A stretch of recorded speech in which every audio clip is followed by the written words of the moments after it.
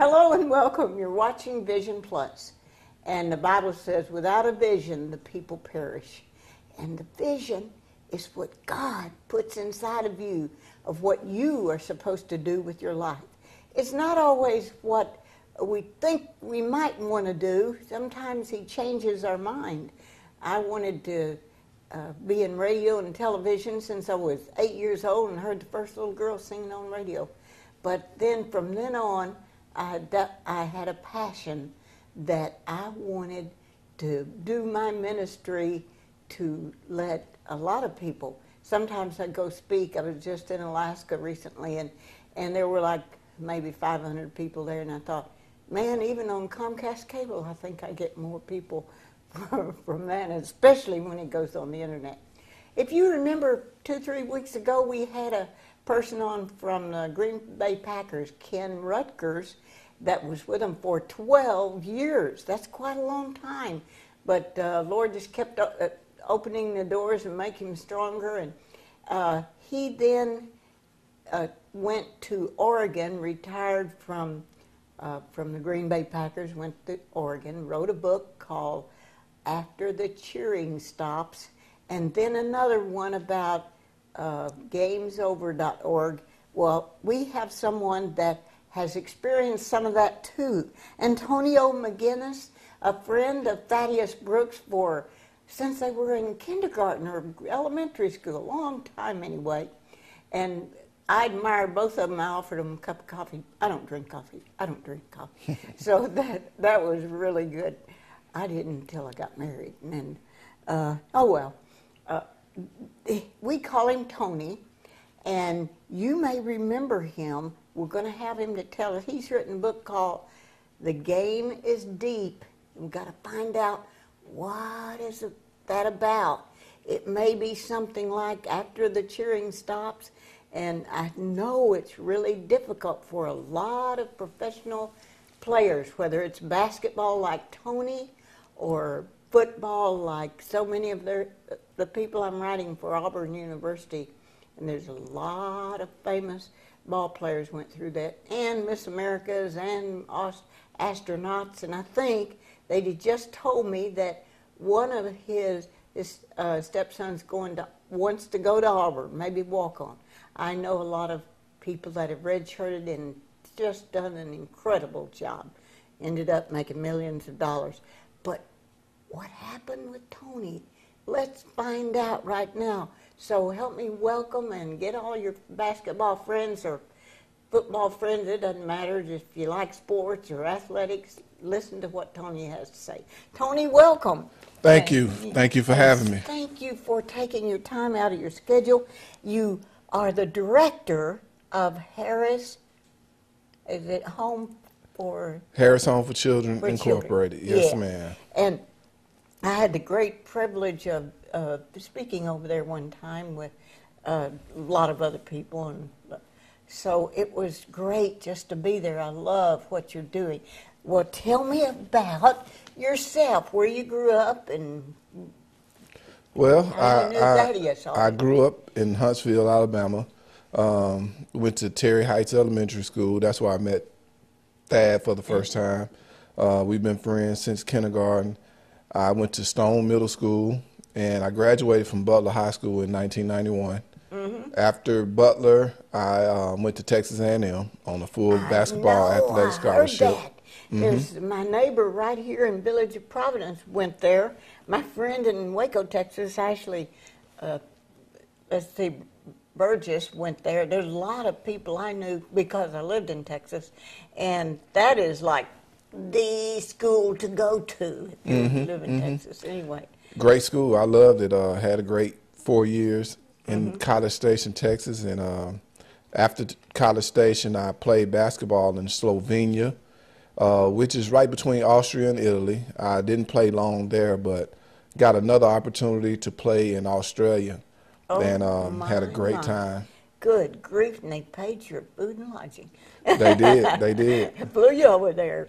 That is so wonderful to have that experience, isn't it? It is. From Huntsville, Alabama, one of my really good friends graduated Butler, Everett Brooks, but I think he was quite a bit. Sorry about that, Everett, but little tiny bit older. But he loved that school. And then you, after Australia, you were in Slovenia, close to Italy, and then Australia. How does that happen? How do they call you up? Well, Hey, we want you to play over in Australia. in the leagues overseas, they allow one foreign player or maybe two foreign players to come and play inside of their international league.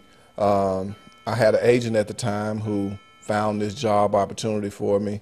Called me up, asked me did I want to go overseas. I was nervous, 22 years old, never really been overseas before. You graduated at 22. Graduated and had this opportunity, and so I took it and was in a country who had just gotten their independence back in 92, and I was over there in 95, 96, and it was a little different from being at home. I was around people who had never seen a black person before, and it was quite a different experience. But I can remember my first night in Slovenia. Went out to a restaurant, and I just ordered a glass of water. And I look at the glass, and there were like little things floating around in the water. And I was like, this ain't right. There's not supposed to be anything in my water. So I kind of knew at that point this was going to be a different experience for me. I stayed over there for about 6 weeks. And the situation, I thought it wasn't right for me. So I got back on the plane, came home, thought that was going to be my last experience playing basketball. I got prepared to start working. I was like, well, I'll just give up on that dream. Shortly after that, my agent called me again, said he had an opportunity for me to go to Australia. And the first thing I thought about was Crocodile Dundee and all the movies that he made. And so I researched Australia and went to a place called Perth. And I found out that, man, this was a place that had a city that had a lot of stuff that we have over here in the United States. So when I got to Australia, I had the best experience I could imagine. The people were friendly, very nice country, beautiful architect in the city, and real nice people. So my experience in Australia was a little different than the one in Slovenia. I played over there for 8 months, and after the season came home and, started working at the Boys and Girls Club. Well, how did you choose the Boys and Girls Club to come back to? I was supposed to be at the Boys and Girls Club for a short period of time. Mm-hmm. I was going to work for the summer, and I had made a commitment to work for the summer. And as soon as I got the job, my agent called me. I mean, as soon as I got the job, had already made the commitment that I was going to be there for the summer, my agent called and said, hey, I got another deal for you. I want you to go over to the Philippines and play in a summer league. I taught in a university there. Wow. And so I never really knew what the Philippines was all about. But I told him, I said, well, I've already made a commitment to work with children at the Boys and Girls for the summer. He said, man, I don't know if you want to pass this opportunity up. I said, well, I kind of gave the director my word that I'll be here. And, I'm a man of my word, so maybe I'll go back and try it at the end of the summer. And little did I know that was probably going to be one of my last opportunities to go and play and to get my name out there. But I made this commitment to the children in my neighborhood, and little did I know that was where the Lord was calling me to work, back in the neighborhood that I grew up in. After the summer, I started back working out, trying to get ready to go back overseas, but I ended up breaking my foot playing basketball at church. Oh, my goodness.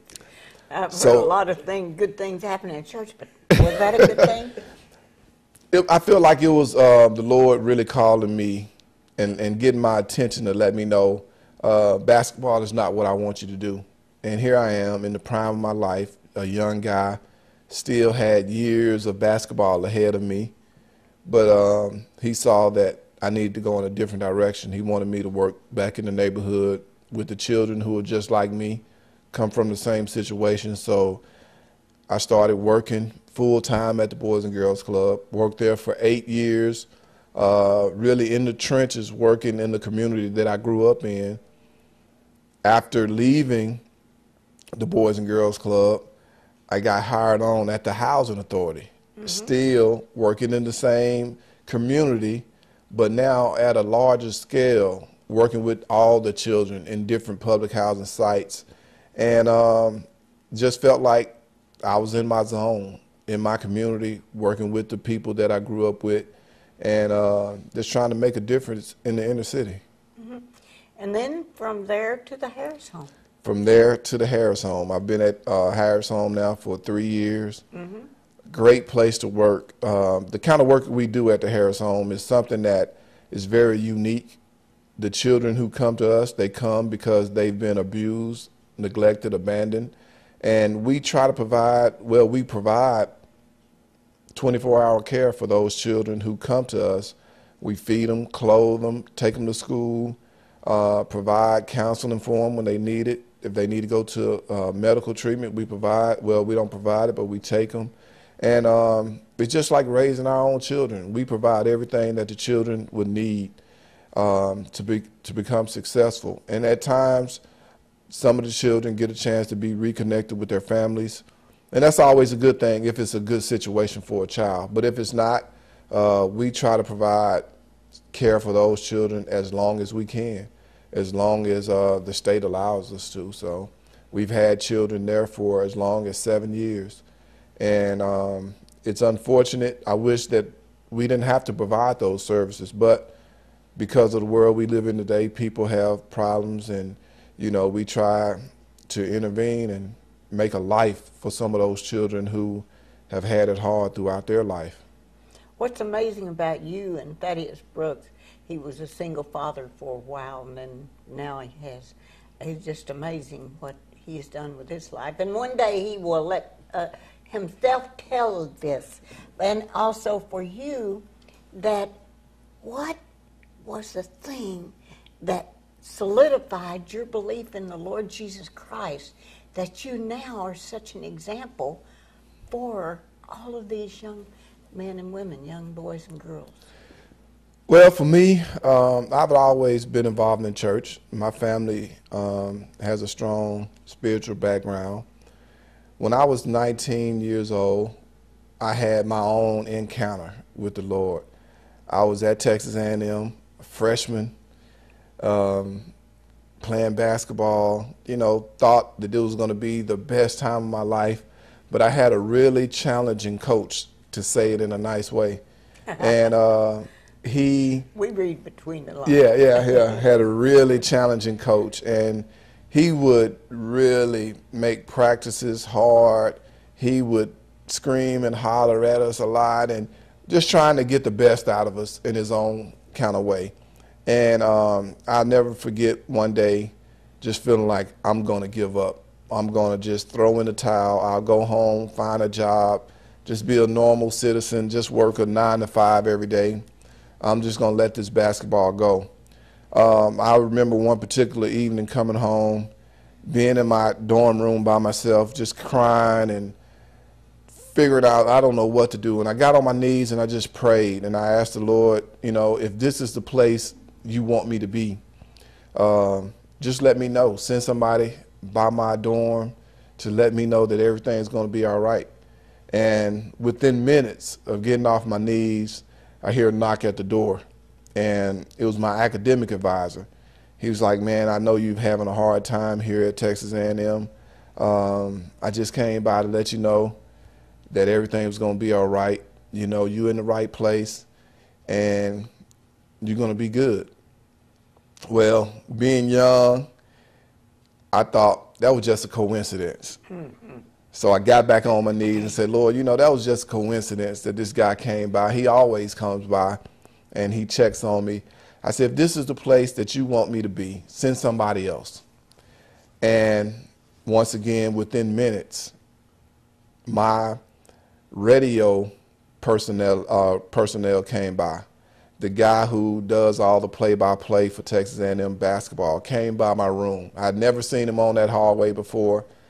and never did see him again in that dorm.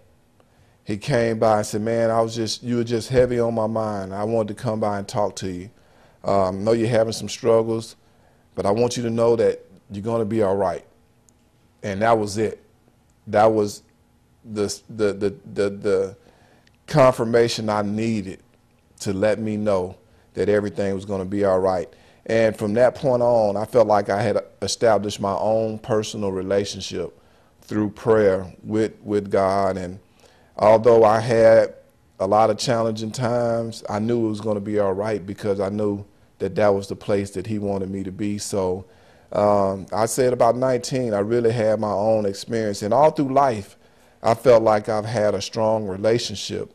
Even in high school, my friends used to tease me, and they used to call me the Pope because I wasn't a typical kid from public housing. I grew up in public housing, but I always had a sense of connection with the Lord and felt like he was leading my life. And I'm not going to say I was a saint, but I would always try to take the best approach in a situation. And, but I think at 19 is when I really solidified that relationship. Do you think that your grandmother or mother or someone was praying for you from your birth to now, to then? I felt like I've had my grandparents, my dad, even my mom, people prayed for me to make sure that I was going to be all right. And the one thing that I really admire about my parents is they didn't force anything on me. They let me make my own decisions. And sometimes as parents, we pray and we worry and we figure we got to live our lives for our children. But the one beautiful thing about my parents is that they prayed for me and they allowed me to make the mistakes in my life because they knew the Lord had me. And I think prayer is really what allowed me the opportunity to make it out. And back in those times when you were playing pro ball, how did you get an agent? Well, it was an interesting story for me because my first month finishing up at Texas A&M, I played with a guy named Joe Wilbert, who was a great basketball player, had some potential to play overseas, and really probably had a chance to play in the NBA if he was a little taller. But he had found this agent in Houston, Texas. I went and tried to sign up with the same. It was a female agent. And because he did it, I did it. I really didn't have enough faith in my coaches at the time to feel like they were going to help me continue to play basketball. So I signed with the young lady. And after about a month and a half, I didn't think she was the right person for me. So I canceled my contract with her and found this gentleman in Dallas who was actually wanting to represent me. And he knew a lot more about me. He was knew all my stats and what kind of player I was. He even knew the last shot I had made at Texas A&M before I ended my career. So I felt like he was the right fit for me and what I was trying to do. So I signed with him, and we worked together for a couple of years, just trying to, like I said, continue to play basketball, and was a great guy, and that's how it happened. Mm-hmm. You only worked with him a couple of years? Uh-huh. Mm-hmm. Because after that, I started working.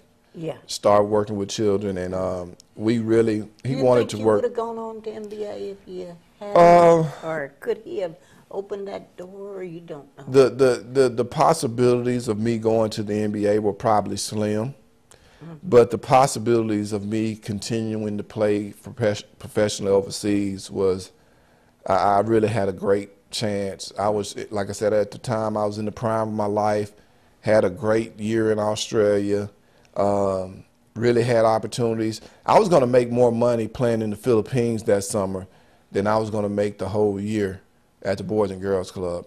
And like I said, I turned it down. Didn't know why I had turned it down because that's what I wanted to do.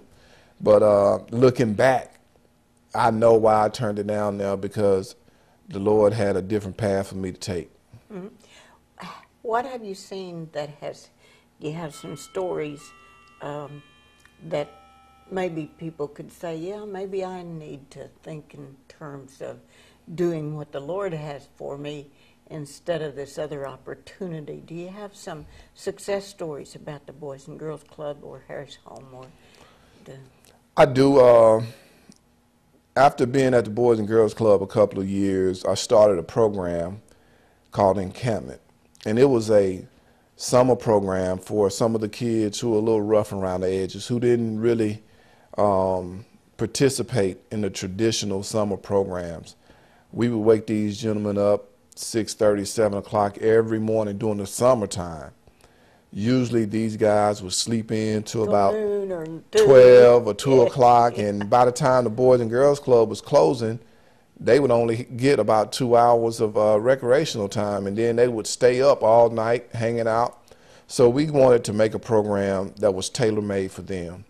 We would get them up. We actually called it the Encampment Boot Camp program back in the day. We would exercise with them. We would provide Bible study. We had different people come in throughout the community to teach them about personal development, how to finance, how to manage, how to be successful people. And last year was the 8th year of that program. We're going to have a reunion this year. And I've been able to contact a lot of the guys who have gone on to college. They're in the military. They're working good jobs. They're productive citizens. And they all talk about the encampment program and the impact that program has had on their life. So looking back at that and realizing the impact that it's had on some of these young men to help them to be successful has been one of the identifying marks that I've had to allow me to realize that what I've been able to do. Mm-hmm. Can you think of any specific person or girl? I know it's Boys and Girls Club, so there were girls there too. Any of them that have gone on to? I have a lot of success stories, but one that I would highlight is a gentleman that he didn't go off to college. He didn't go off to the military, but this guy's name is Nick Jones. He was one of those guys who was one of the founding, he's one of the first kids that we've had in that program. At the time, he was about 16. He was one of those guys who wasn't that great in school, but he always had personality. He always had some character.